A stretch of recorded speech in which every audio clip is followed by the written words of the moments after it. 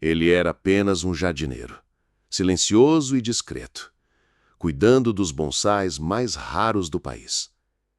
Mas quando foi acusado de um roubo que não cometeu, sua vingança foi lenta, metódica e tão devastadora quanto o veneno de uma orquídea. A névoa da manhã ainda se agarrava aos galhos retorcidos dos pinheiros em miniatura, quando o Sr. Kaito Hiroshi, 70 anos, regava seus bonsais. Ele se movia com a graça de um mestre de artes marciais, cada gesto premeditado. Suas mãos, calejadas por décadas de trabalho, aparavam uma folha amarelada aqui, um broto rebelde ali. Kaito era o zelador dos bonsais do renomado Palácio das Artes, um oásis de serenidade no coração da metrópole caótica. Ali no pátio interno, ele cultivava não apenas árvores, mas a própria essência da paciência e da tradição. O barulho da porta de vidro se abrindo bruscamente quebrou o silêncio. Era o Sr. Takumi Tanaka, o diretor do palácio, um homem de 40 e poucos anos com a arrogância de quem herdou tudo o que tem. Seu terno de grife parecia deslocado entre as árvores milenares. Kaito! A voz dele era seca e impaciente. Preciso falar com você, agora. Kaito, que havia trabalhado para a família Tanaka por mais de 50 anos, terminou de aparar um galho de azaleia antes de se levantar. Ele sabia, apenas pelo tom, que algo grave havia acontecido. Sim, Sr. Takumi. Pois não. Onde está o pergaminho do monge Kyoshi? Onde está a criança da montanha? Kaito sentiu um arrepio na espinha. O pergaminho da criança da montanha era uma obra-prima de caligrafia, um tesouro inestimável que retratava um monge com uma árvore bonsai na mão. Era o orgulho da família Tanaka. O pergaminho? Eu o vi ontem, Sr. Takumi, na vitrine da galeria. Estava seguro. Não está mais. Ele foi roubado. E você, Kaito, é a única pessoa que tinha acesso ao pátio interno durante a noite. Kaito sentiu um soco no estômago. A acusação, fria e cruel, era absurda. Ele tinha mais respeito pelo palácio e pelos seus tesouros do que por sua própria vida. Sr. Takumi, eu jamais faria uma coisa dessas. Eu juro por meu pai e meu avô, que também serviram sua família. Chega. As câmeras de segurança do lado de fora estão fora do ar. A única forma de entrar sem ser visto era pelo pátio, com a sua chave. A chave que, por coincidência, você perdeu na semana passada e que eu tive a gentileza de mandar refazer para você. Kaito sabia que ele estava mentindo. Ele nunca havia perdido a chave. Ele sentiu a armadilha se fechando. Sr. Takumi, eu imploro, não me acuse de algo tão hediondo. Deixe-me provar minha inocência. Não há nada para provar. A polícia já está a caminho. Eles estão vindo para levar um ladrão, Kaito. E esse ladrão é você. As palavras atingiram Kaito como um tsunami.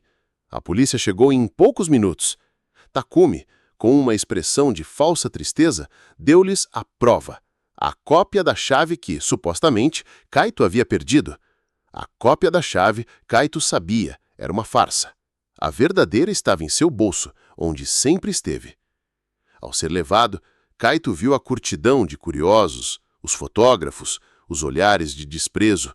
Ele, que havia dedicado sua vida a cuidar da beleza, estava sendo publicamente humilhado. Mas, no fundo de seu coração, uma semente de vingança começou a germinar. Ela seria regada com paciência, cresceria em silêncio e floresceria em destruição. Kaito passou 3 meses na prisão, uma experiência que transformou sua paciência em ferro e sua serenidade em aço. Sua filha, Hana, uma advogada em início de carreira, lutou incansavelmente por ele. O caso era frágil. A polícia não encontrou o pergaminho nem as provas de roubo em sua casa. A acusação se baseava apenas no testemunho de Takumi. Finalmente, com a ajuda de uma amiga jornalista que investigava a família Tanaka, Hana conseguiu que o caso fosse revisado. Kaito foi libertado, mas a sua reputação estava em frangalhos.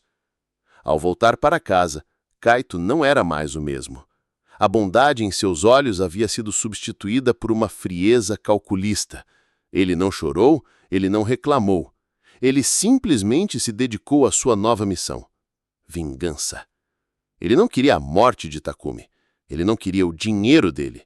A vingança de Kaito seria muito mais sutil.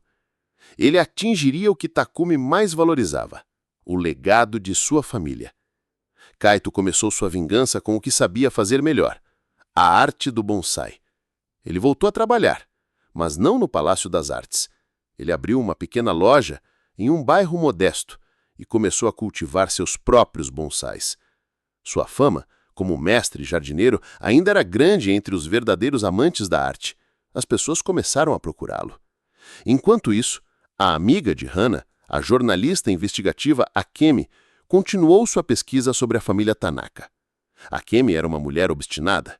Ela desconfiava que o roubo do pergaminho era uma farsa, uma cortina de fumaça para esconder algo muito maior. E ela estava certa. Ela descobriu que o pergaminho havia sido secretamente vendido para um colecionador em Xangai para pagar uma dívida de jogo de Takumi. O Palácio das Artes estava à beira da falência, mas Takumi, desesperado, tentou culpar Kaito para encobrir seus próprios crimes. Com essa informação, Kaito e Hana decidiram não ir à polícia imediatamente. A vingança de Kaito era um jogo de xadrez, não de damas.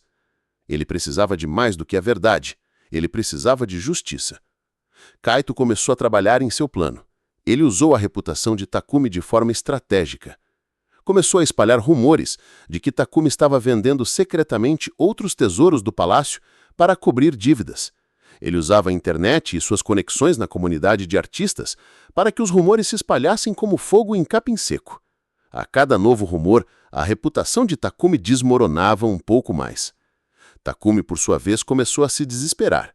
As dívidas de jogo eram reais. O dinheiro do pergaminho já havia acabado. Ele precisava de uma solução.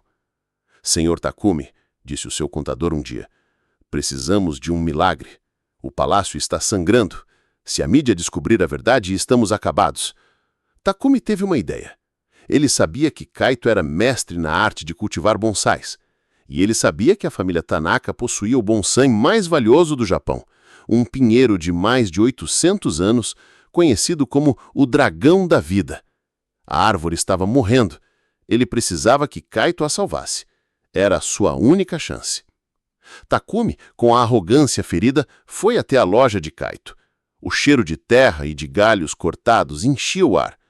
Kaito, agora um homem de negócios de sucesso, o recebeu com um sorriso frio. Senhor Takumi, disse Takumi, preciso de sua ajuda. O dragão da vida está morrendo. Eu preciso que você o salve. Kaito, com a voz que parecia de um estranho, respondeu, não sei do que você está falando. Eu não sou mais seu jardineiro. Kaito, por favor, disse Takumi.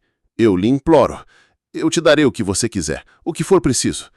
Kaito olhou nos olhos de Takumi, e pela primeira vez em muito tempo, Takumi viu a dor e o ódio. Ele soube que havia cometido um erro terrível. Eu vou salvá-lo, disse Kaito. Mas há um preço. Eu quero o Palácio das Artes e quero que você confesse a verdade.